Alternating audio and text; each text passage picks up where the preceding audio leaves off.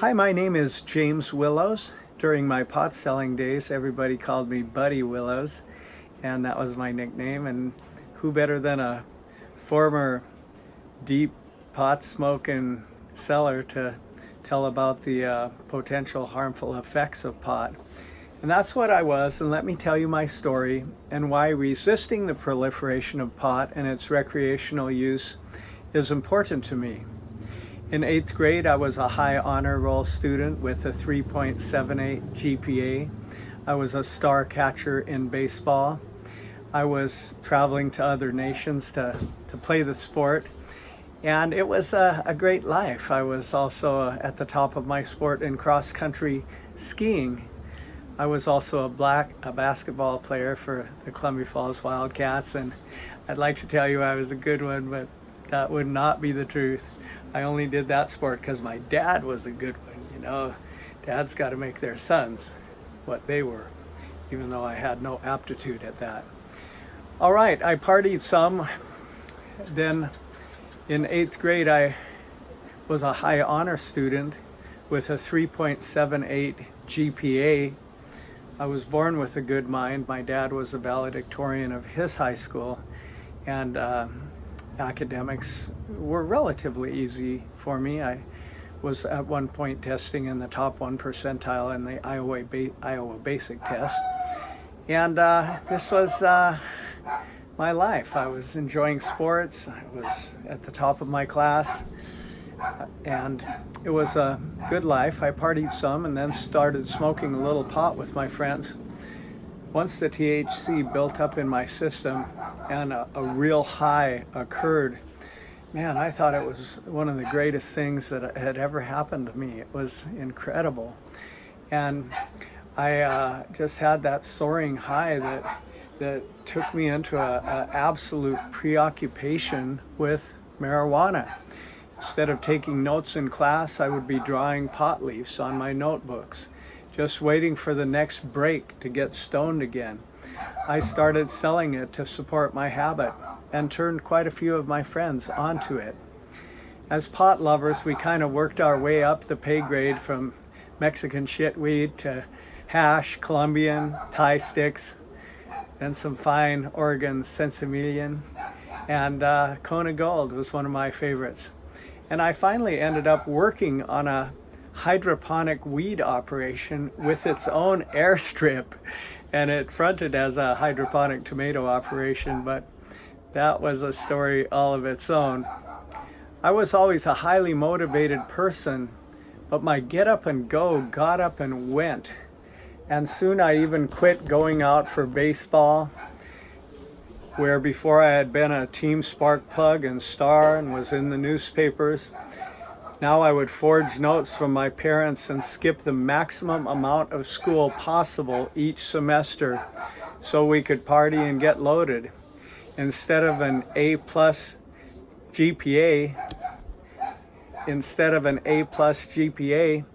I was getting a B-. I dropped almost 2 GPA points with the introduction of pot into my life in that 5-year period. When they voted various distinctions for the senior class, I got voted for the most spaced out senior. The most spaced out senior. I thought I was so cool selling weed and pipes and having the best bong in the valley, but I now realized I was perceived by others as a space cadet. In the 8th grade, I entered a simulation presidential debate and I won by a landslide. I think I was Gerald Ford versus Carter or something like that. I won by a landslide in the class polls, and yet now I was perceived as the most spaced out person in the whole class. That's what it did to me. That's what 4 or 5 years of it did to me. That's what it did to me, and that was bad enough. But what it did to some of my close friends, I got turned on to it, was even worse. One friend loved the outdoors, and we climbed the mountains together and played football together growing up. But I and another buddy, we peer pressured him into it one night against his strong objections. And we just kept like a bunch of hounds or demons kept needling him until he finally broke down and did it with us. And his life became absolutely consumed by it. I watched this strong, healthy, motivated friend of mine become just a pothead. And, you know, years later, he used it all his life, as most people that start do. And years later, he actually was needing to take a test for a job interview. And in that test, before the test, he quit pot and he flipped his lid and shot his wife and then shot himself. Yeah, you say it's not addictive. Try to ever quit when you've been smoking every day, 3 times a day for 25 years. Anyway, another of my really good friends that I didn't get turned on to it, but we did a lot of pot and moved on to a lot of other drugs together in the whole drug world. He ended up a meth head and dying 25 years before his time, and he was an absolutely indestructible person. He would sometimes take on 3 guys all by himself in bar fights and best them all, but you know, the drugs bested him, and you know, it was really hard to watch. But the most dangerous time for my drug journey was possibly when we could not afford either pot or harder drugs, and we started doing homemade highs that destroyed millions of brain cells a minute. To me, the saddest thing about pot is that almost all of the people I know who have become users were relatively happy people, but after they got hooked, I would only see a smile on their face when they were stoned for about 45 minutes each day. They say it makes you high, and it does, but the overall effect is that the low which follows the high makes many depressed and dependent on pot to get any little joy going in their life. Just Google pot use and schizophrenia, or study out how its heavy use leads to depression, bipolar disorder, and schizophrenia. I watched some of my favorite and most beloved people in earth climb the pot ladder and then get into the other drugs too, and today they are victims of mental diseases that I just mentioned. In fact, yeah, buddy, but not everyone becomes a crazed one-track pothead like you did. Many people use it with moderation. Yes, there are Willie Nelson types and the 420 crowd who don't smoke until after work, but studies show those hit hardest by pot are juvenile boys like I was in junior high, who then have their potential decimated by about 35% during the most critical years of their life, high school and young adulthood. To me, jeopardizing a critical segment of our society just because some people use it in moderation is not the way to build a great nation. I am in the Philippines as I broadcast this, and they have removed pot 100% from their culture. And you never see such happy, fun people because they don't have to worry about their kids ending up stoners and on meth and being crazy. Well, you sold and used pot and it was legal, but why not just legalize it so jails are not full of petty criminals? Firstly, few people go to jail for pot possession in the USA.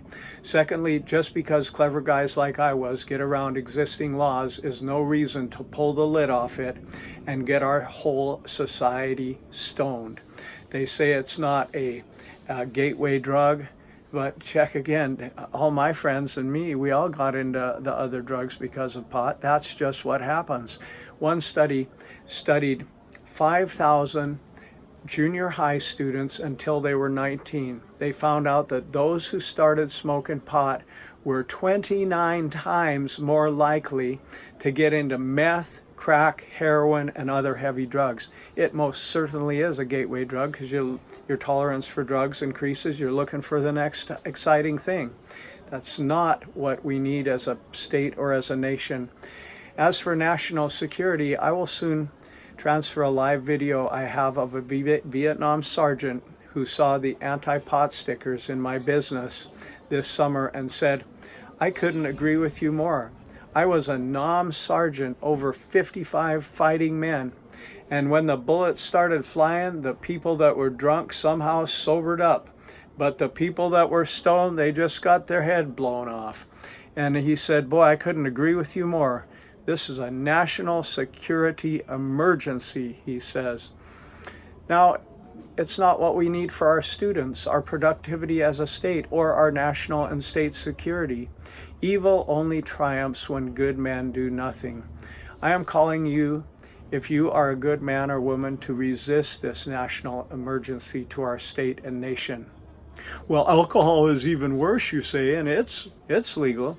From my experience, there's a lot more social drinkers than light social pot smokers. The crowd I hung with, we got sucked in head over heels over pot, and a lot of people do.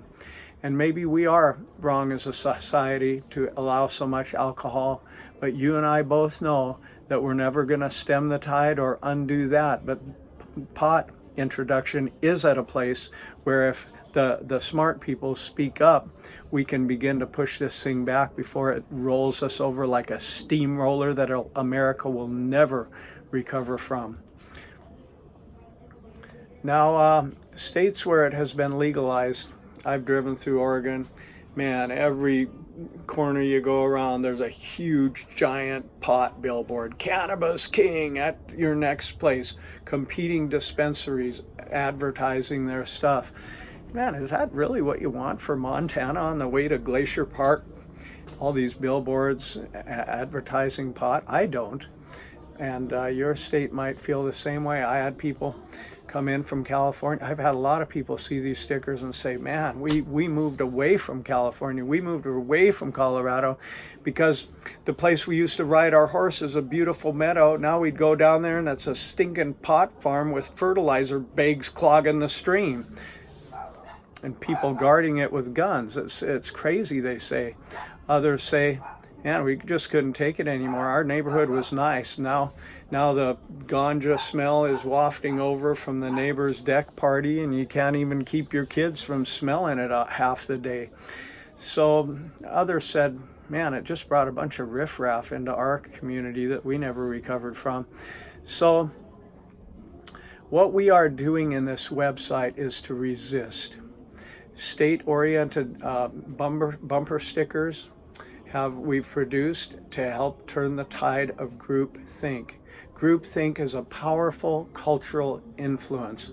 The $30 billion pot industry, which this year will surpass the revenue of all the NFL combined in America, has been so productive to sell how it will benefit both people and state tax revenue that many people who know it's not the right way and the right thing forward have become silent.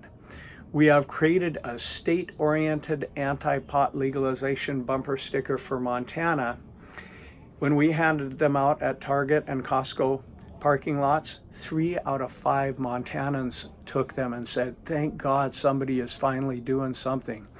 And it was very popular. 2,000 of these were taken just off the counter of my business, Huckleberry Land. And we are uniting together with other groups like Keep Montana Safe. It's a Mormon group. I don't care if they're a spaceship group. We got to unite together in this cause. The second is that we want to help people of similar persuasion to band together as a force. And the more united we can become, the more effective will be our resistance. And I am hoping that by answering the why question for people, there will come a greater groupthink against the selling out of our soul of our nation to marijuana, and there will come people that are resisting and have the boldness to be vocal themselves on what they know they should already be vocal for, because they realize there's 3 out of 5 people in the nation that feel the same way as they do, but just have been too intimidated by the $30 billion pot industry to say anything. Yeah, I said that real well. When I was a kid, I always wanted to know why. My parents would tell me, no, buddy, you can't do that. And I'd always say, why? Why not? And they'd say, because I said so. And after a while, the because I said so just did not hold any credence with me. Inquiring minds want to know. And I hope I have answered some questions for some of you inquiring minds that why I have put up this anti-pot legalization page. Why not pot? I hope Facebook leaves it up. They're so bought out by the pot industry that sometimes my posts don't even go anywhere. But anyway, I'm doing what I can, and I'm hoping that you will band together with me and that this becomes a forum and a place where the why question is answered convincingly enough to influence public opinion. Thank you.